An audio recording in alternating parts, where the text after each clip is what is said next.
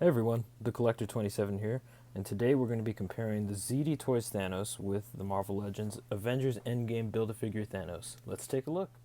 Okay, before we get into the rest of this video, I will say this is a bit of a disclaimer, slash warning, whatever you want to call it. This is not the head that is supposed to be on this Build-A-Figure. I bought all the pieces separately. I didn't want to buy the whole wave, and I didn't want to buy the whole figure on its own. I ended up getting it pretty cheap by buying all of the pieces separately. Unfortunately, I have not been able to find the head for a good price, so I just popped on one of the alternate heads from the Infinity War Thanos 3-pack that with Iron Man, Thanos, and Doctor Strange. This was one of the alternate heads, so I think it's pretty fitting, looks good. So let's get into the rest of this video. Okay, for accessories, the ZD Toys Thanos actually comes with a removable helmet. He comes with an alternate arm for the Infinity Gauntlet, and that is in a very, very nice gold metallic. I don't really know if it's gold, but it's like a real bronzy metallic paint, and it just looks really, really good. He also comes with this sword. I'm forgetting the actual name to the sword, but I'm just going to call it a double-bladed sword, dual-blade sword, whatever you want to call it. And it's painted in multiple metallic colors. There's a gunmetal gray, this more silver type of color, and then there's a really bright kind of like chrome color, and then obviously the gold bronze color for the handle. And it is actually a very accurate movie sculpt, or it's very accurate to the movie. The only accessory I guess we get for the Marvel Legends Thanos is this sword, which is supposed to be the dual-bladed sword, but it is inaccurate to the film in the fact that this was based off of the concept art, and there is a bit of a gash in the sword, but that's my doing. I messed up on that when I was opening up the package when I bought the Build-A-Figure pieces, which I bought on Mercari. It was not the guy's fault, the seller's fault. I'm not sure if he'd be watching this or not. If you are, it's not your fault. This was my fault. When I opened up the packaging, I didn't realize that the sword was sticking out in that part, and I opened it up with a knife and I just sliced it, and it cut that part off. But luckily, it doesn't look too bad. It's just on that part. It's the only damage from that, and that was on my part. But comparing the two swords, obviously the ZD Toys sword looks a lot better. So one thing we could do throughout this review is you guys let me know down in the comments down below, whether you're watching this on Instagram or on YouTube. Let me know which one you think is better at the end of this video, and we'll talk about some figs. Let's compare the two. So on to the details of the figure. Okay, so just looking at the overall paint details of each figure and the sculpt, let's start off with the ZD Toys Thanos and compare it to the Marvel Legends. There is more paint on the ZD Toys Thanos throughout. Obviously, all this gold is painted on. The shin guards right here, that's all paint as well. Obviously, all the gold armor that you see from literally from the top of his head to his toes is gold paint. While with the Marvel Legends, I know that I don't have the helmeted head on him. Hopefully, I'll be able to get him his helmeted head, but for now it looks good. Anyway, all of the armor is a gold plastic, and it doesn't look as shiny in comparison to the ZD Toys version. Both sculpts, there goes Thanos. Both sculpts are very accurate to the film.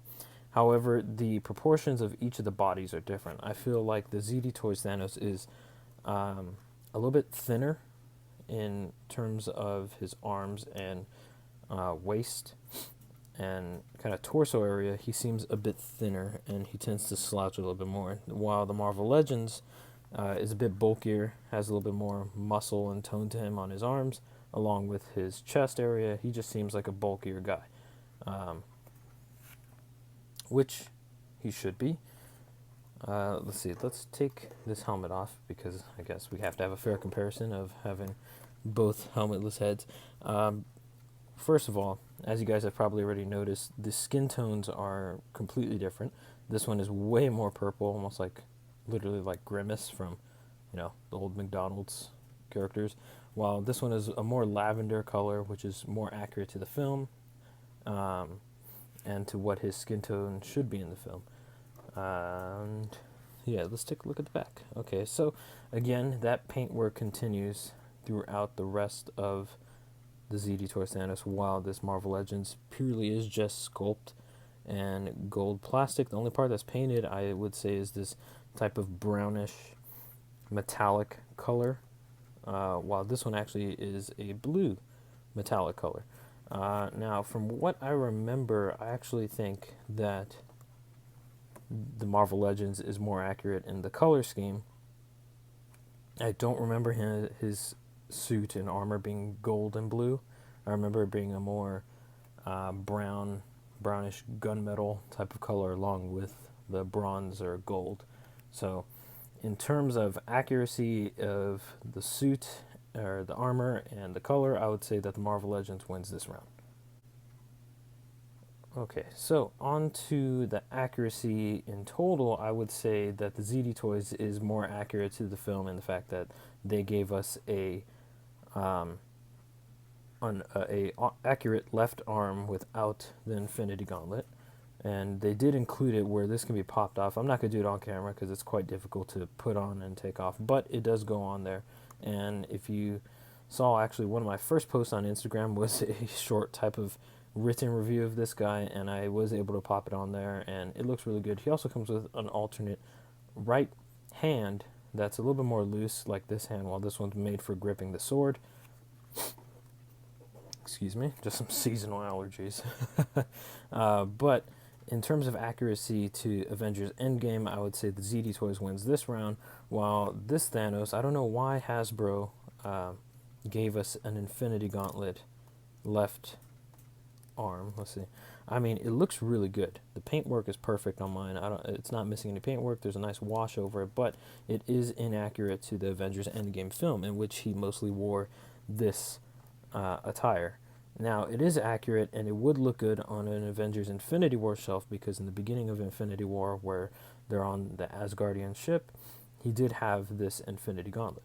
So in terms of overall accuracy to the Avengers Endgame film of how his appearance was, I would say that the sculpt is more accurate in the ZD Toys Thanos, while the color scheme is more accurate to the Marvel Legends Thanos. Okay, so getting into the articulation, I will say, just before we get into more detail, the articulation on both are quite similar, but different in the fact that they are both hindered and both kind of disappointing.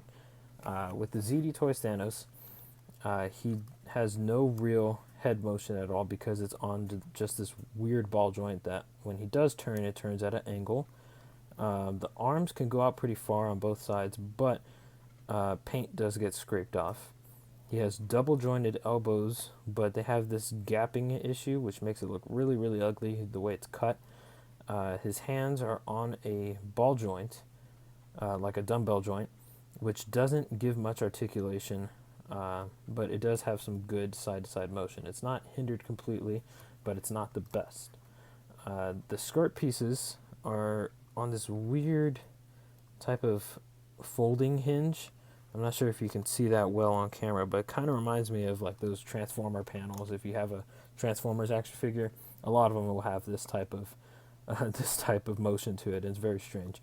There is a cut right here in the torso to supposedly add some sort of articulation, but it does nothing. You can't go forward at all. You can't go back. Can't go to the side. Can't swivel. It's just there so it could just jiggle around. So that's terrible.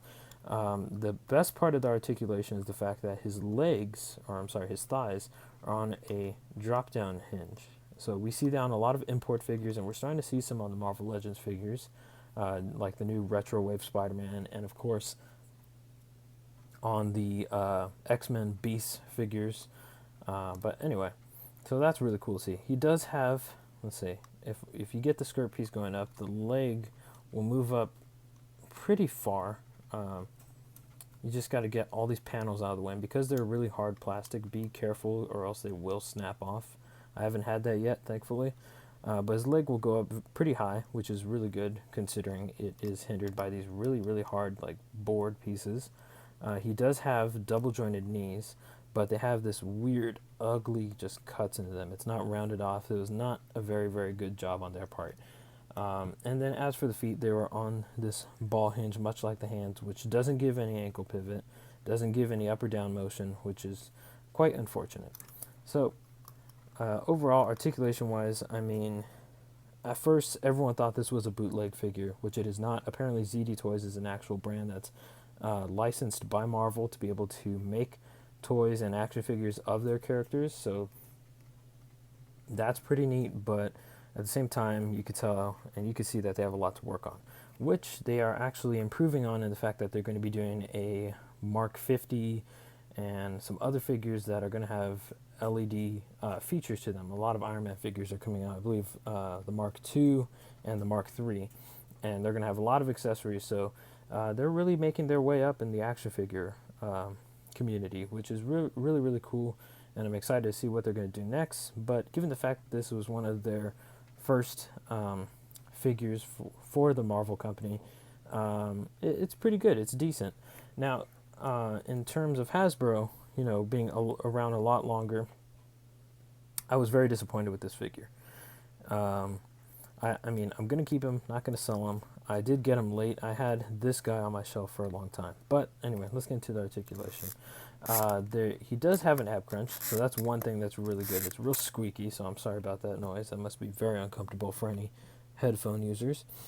His head is on a disc hinge, which allows him to look up just a little bit, look down quite a bit, and he does have this kind of like head bopping motion.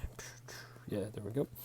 There is no head pivot, but he does look side to side very, very well. Let's see. Now his arms, because this is a Build-A-Figure, they have a tendency, oh, there you go, to pop out. But if they don't pop out on you, you can actually get the arms out about that much, and that's without it popping out. And so that looks pretty good. Again, you know, much like the ZD Toys Thanos, it is prone to some paint chipping. Not as much. I haven't noticed as much on here, but the arms will go up about that much, which is good considering he has these huge shoulder pads. He has a single jointed elbow that meets about a little bit over 90 degrees, and on his sword holding hand, it is on a roll the dice motion. So rather than up and down, it's a side to side motion, which makes sense considering he is wielding a sword. On this side, because of the Infinity Gauntlet, it's not going to reach quite 90 degrees. It's a little bit less, and it's a single jointed elbow.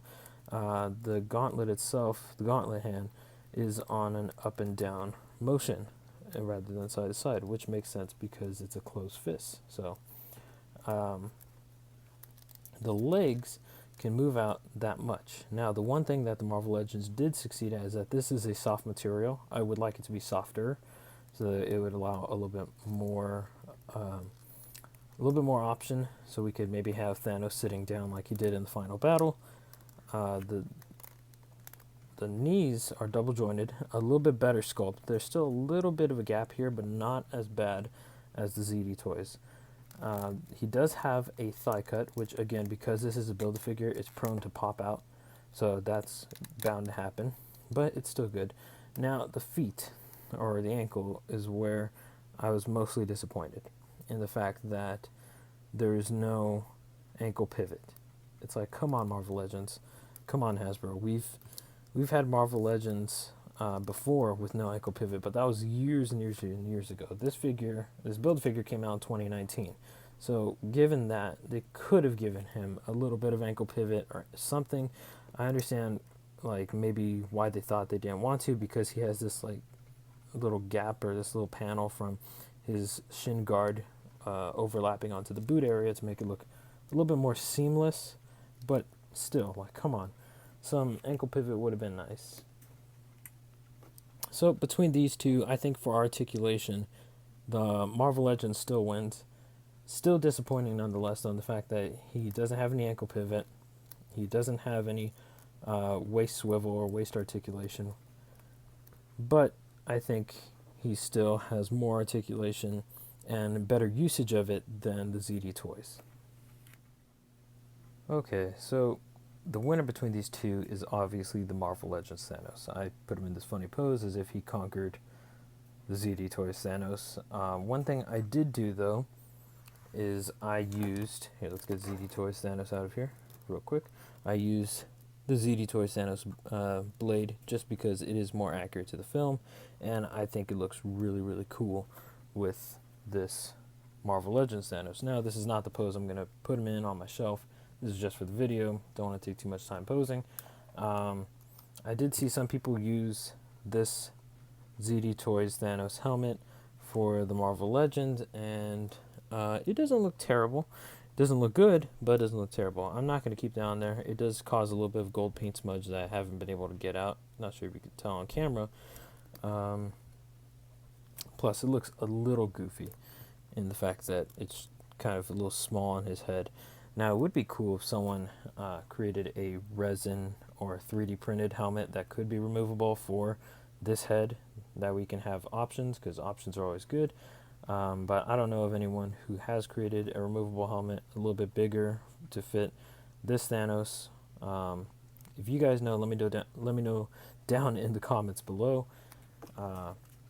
Let me know who you think is the winner. Is it the ZD Toys Thanos or the Marvel Legends Build-A-Figure? Again, this is just my opinion. I personally like the Marvel Legends one more. He's going to be on my Endgame shelf with that sword. This one, I mean, it's not bad. I mean, I got him for, I think, like $25, like last year. And so, I mean, some people are charging $25 just for a custom sword or more. So, I mean, if you don't have an Endgame Thanos, you could just get the ZD Toys. It looks pretty good on the shelf. He's just going to be standing there. You can't get him into too many crazy poses, but it's a good placeholder. However, if you do have the Marvel Legends Build-A-Figure Thanos, and you need an accurate sword, the dual-bladed sword, then you know where to go. Go ahead and get the ZD Toys Thanos just for the sword. You could.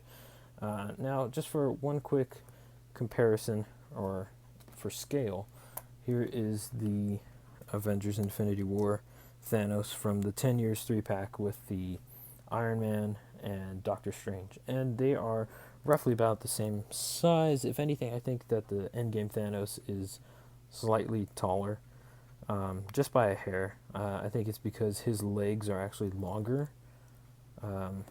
ever so slightly longer. However, Infinity War Thanos, he has ankle pivot, so that's really cool. They could have done it with the Endgame Thanos, but they didn't. But you know what? With that being said, he's the winner. If you guys think otherwise, don't get mad at me.